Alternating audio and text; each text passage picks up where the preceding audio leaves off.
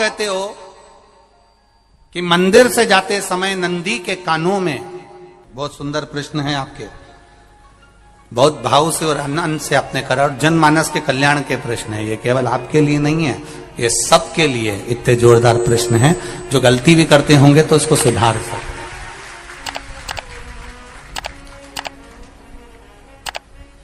आपने कहा कि नंदी के कानों में कहना चाहिए, लोग हंसते हैं, कहते हैं बताओ वो नंदी के कानों में भगवान को कहना चाहिए।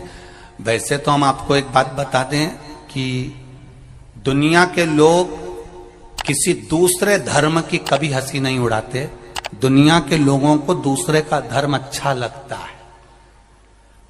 दुनिया के लोग सबसे ज्यादा हंसी उड़ाते हैं तो हमारे सनातन धर्म की ही उड़ाते हैं, और जी खुद उड़ाते हैं, दूसरा उड़ाने वाला नहीं होता।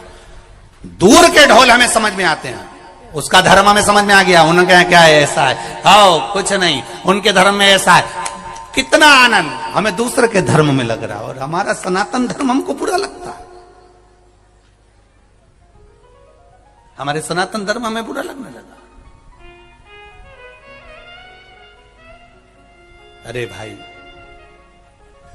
लोग कहते हैं कि नंदी के कान में कहते हो, ये कोई हमारे पुराणों में या शास्त्रों में लिखा है? भगवती बहन साहू, आपको धन्यवाद देना चाहूंगा और एक बात कहना चाहूंगा,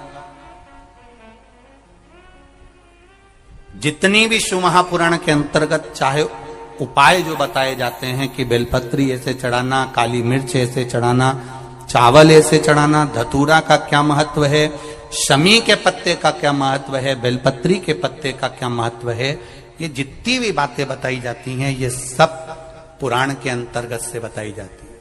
अब दुनिया के लोग इसको चाहे टोटका कह दें, चाहे दुनिया के लोग इसे टोना कह दें, पर पुराण से हटकर कुछ नहीं। और आप लोगों को अगर बोला है कि नंदी के कान में कहकर भगवान शंकर के मन में बात पहुंचे, तो ये क्यों कहा, तो ये भी हमारी शिव महापुराण में लिखा है, जलंधर के चरित्र में। कोई आपसे कहे कि नंदी के कान में बोलने से क्या होता है, ये जलंधर का चरित्र कह रहा है। मां पार्वती जी का हस्त कमल पकड़कर जलंधर लेकर जाने लगा।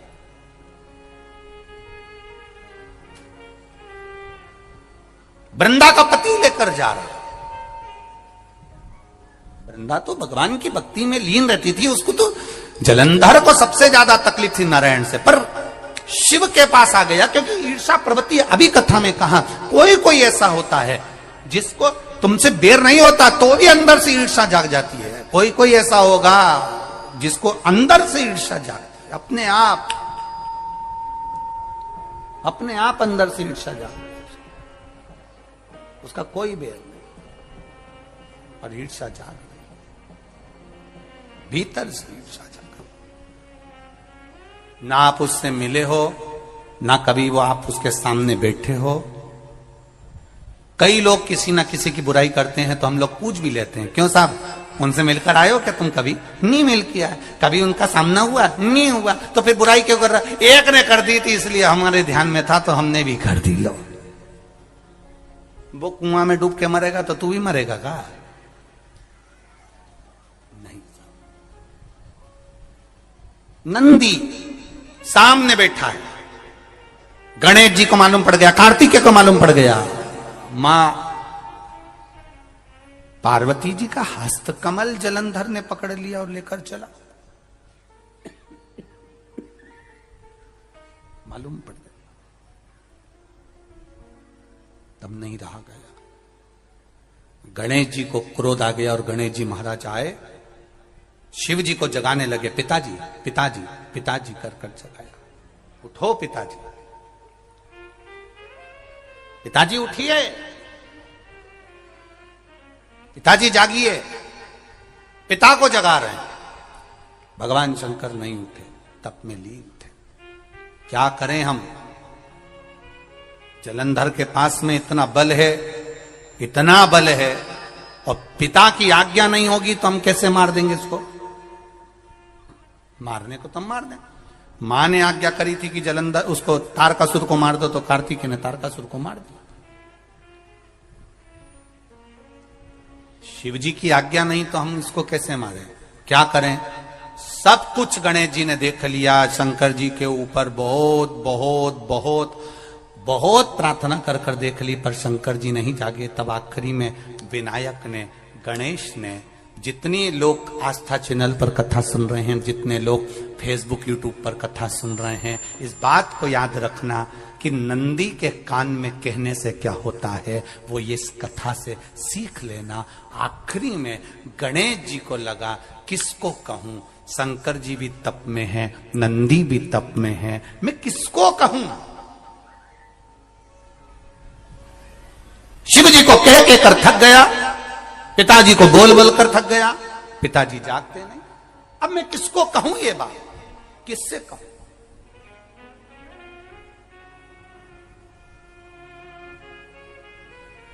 विनायक गए सीधे अब नंदी के पास में। नंदी भी तप में लीन थे, शंकर जी की ओर मुख था, शंकर जी की ओर मुख था। गए और जाकर तुरंत विनायक ने नंदी के कानों में जाकर कहा, नंदीश्वर, मैया का हाथ पकड़कर जलंधर लेकर जा रहा है, पिताजी तप में लीन है, कृपा करिए ना। बस केवल नंदी के कान में कहा, गणेश जी दूर हट गए। नंदी के कान में कहा, शंकर जी के नेत्र खुल गए, शिव जी के नेत्र खुले। ध्यान देना जरा, इस शिव महापुराण की, आशुतोष शिव महापुराण की कथा, जो कथा यहां कही जा रही है, यह कथा पहले के चरित्रों में सुनने को नहीं मिली होगी। जरा ध्यान देना इस संवाद पर, जितने लोग आस्था चैनल पर, जितने फेसबुक यूट्यूब पर सुन रहे हैं। सनातन धर्म की हंसी उड़ाने वाले कह देते हैं नंदी के कान में कहने से क्या होता है, नंदी के सामने जाकर बोलने से क्या होता है, नंदी के पास बैठकर बोलने से क्या होता है, नंदी के पास बैठकर शंकर जी का मात्र दीदार करने से क्या होता है, दर्शन करने से क्या होता है। वो अच्छे से समझ लेना, जो लोग सनातन धर्म पर उंगलियां उठाते हैं वो अच्छे से समझ लें इस बात को।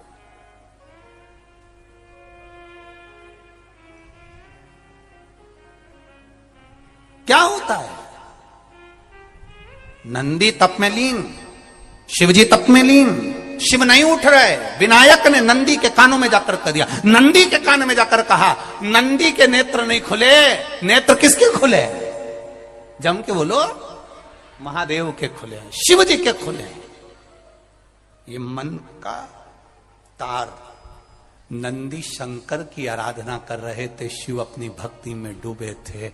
यहां कहा, यहां पहुंचा, जो दिल में था उस तक बात पहुंच गई। नंदी के दिल में शिव थे, तुम कहे, नंदी ने शंकर तक बात पहुंचा दी। वो सूत्र जो बंधा था दिल से दिल तक का, वो पहुंच गया। वो सूत्र जो दिल से दिल तक बंधा हुआ था, मन से बंधा हुआ था, खबर वहां तक पहुंच गई, खबर पहुंच गई। उसको जानो, लुटाइए, ये मौका मिला है आनंद का, दिल से प्रेम लुटाओ। नंदी से कहा, नंदी ने देवादिदेव महादेव से नहीं कहा। केवल नंदी आंख बंद कर बैठे थे, कहते से ही भगवान गणेश के शब्द शिव जी तक पहुंच गए। शिव जी के नेत्र खुल गए और उन्होंने जलंधर के पास पहुंचकर पार्वती जी का हस्त कमल छुड़वाया। जरा विचार करिएगा, आप नंदी से कहते हो मेरे महादेव तक बात पहुंच जाती है, आपको केवल नंदी से प्रेम से कहना है, नंदीश्वर मेरे बाबा, ए मेरे बाबा, आप रोज शिव जी को लेकर भ्रमण पर निकलते हो, मुझे बहुत दुख है, आप मेरे दुख को मिटाने के लिए मेरे दरवाजे पर क्यों नहीं आते? नंदीश्वर से कहा, शिव जी तक बात पहुंच जाएगी, शंकर के नेत्र आपके लिए खुल जाएंगे और महादेव आपके यहां खड़ा मिलेगा, मेरा महादेव आपके पास में खड़ा मिलेगा। आशुतोष महापुराण की कथा कहती है, लोग कहते हैं नंदी को कहने से क्या होता है, ये शिव तत्व की कथा आशुतोष शिव महापुराण कह रही है। कहा वहां तक पहुंचा, दिल से दिल का कंठ। जो भगवान नंदी के कानों में कुछ कहकर आते हैं, बोले हो कभी? सीधे बोल देते हो क्या जाकर? नंदी के कानों में कहने का भी एक तरीका है। आप लोगों को मालूम होगा वो तरीका? नहीं मालूम? बेलपत्री की जो डंडी रहती है ना, बीच का जो भाग है, ध्यान दिए ना जरा सा, ये बीच की जो डंडी है, फिर से देखिए, बेलपत्री के 2 पत्ते और उसके पास में जो बीच की जो डंडी का भाग है, दिख रहा है आप लोगों को? ये 2 डंडी, ये बीच की 2 पत्ती और उसके बीच में जो 2 डंडी का भाग होता है।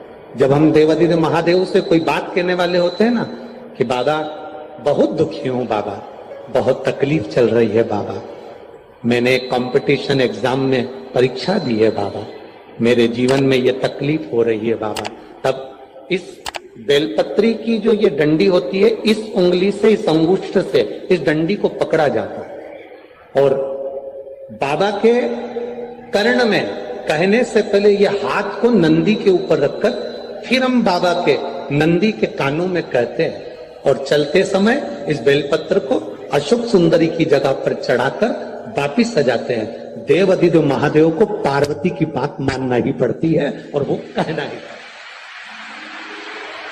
ये बेलपत्र की महत्व है।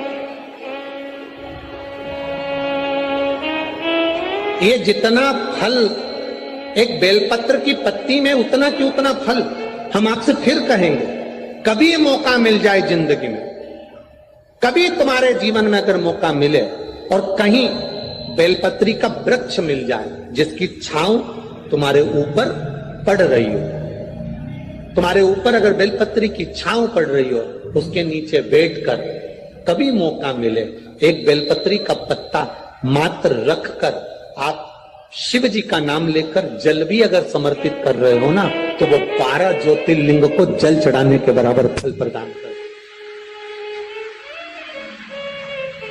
एक बेलपत्री का पत्ता, एक बेलपत्री का वृक्ष, एक बेलपत्री के वृक्ष की छांव हमारे जीवन को कृतार्थ कर देती है, धन्य कर देती है, कृतार्थ। कभी भी शंकर के मंदिर में जाओ, शिव जी का पूजन कर जब वापिस आओ, तो शंकर भगवान के मंदिर में जो बाहर नंदी बैठता है, उसके कानों में ओम नमः शिवाय बोलकर अपने मन की कामना उसके कानों में बोलकर आप आ जाइए, आपकी कामना 3 महीने में पूरी हो जाती है। नंदी के ईश्वर भगवान का स्मरण करिए। अगर 7 बेलपत्र आप शंकर को समर्पित करते हो तो 1 बेलपत्र नंदी भगवान पर भी अवश्य समर्पित करो। नंदीश्वर भगवान शिव को समर्पित, 1 बेलपत्र नंदी के ईश्वर की ओर चढ़े। और बहुत ध्यान दीजिए महाराज, अगर कोई काम अटक रहा है, नहीं हो रहा, बहुत प्रयास करा, तो भगवान शंकर के मंदिर में 5 बेलपत्र चढ़ाइए। और शंकर भगवान की जो छोटी लड़की है अशोक सुंदरी, आपको बताया था ना अशोक सुंदरी का स्थान, भगवान शंकर की 6 लड़कियां हैं, उसमें से सबसे छोटी लड़की अशोक सुंदरी की जगह पर 1 बेलपत्र चढ़ाइए। फिर 1 बेलपत्र नंदीकेश्वर पर चढ़ाइए और नंदीकेश्वर पर चढ़ाने के बाद भगवान शंकर के मंदिर के बाहर चौखट पर दिया लगा दीजिए साइड में, और फिर अपने घर पर आ जाइए, आपका कार्य सफल होना प्रारंभ हो जाएगा। नंदीकेश्वर भगवान नंदीकेश्वर का स्मरण कर लेने पर जीव आनंद सुख की अनुभूति करता है, आनंद सुख को पाता। भगवान नंदीकेश्वर का पूरी दुनिया में केवल एक केदारनाथ ही एक ऐसा है जहां पर ओम कुंड विराजमान है। कौन सा कुंड है वहां पर? ओम कुंड। जो बच्चा हकलाता है, तोतला बोलता है या गूंगा होता है, जिसकी वाणी नहीं होती, वो अगर ओम कुंड पर जाकर ओम बोलने का प्रयास करता है तो जितनी देर तक उसके मुंह से घुन्न की आवाज निकलती है, उतनी देर तक ओम कुंड में से पानी का बुलबुला निकलता रहता है। और 7 या 8 बार बोलने से व्यक्ति हकलाना छोड़ देता है, तोतला बोलना छोड़ देता है और उसकी वाणी आ जाती है। वो ओम कुंड केदारनाथ जी में बसता है। कहां बसता है?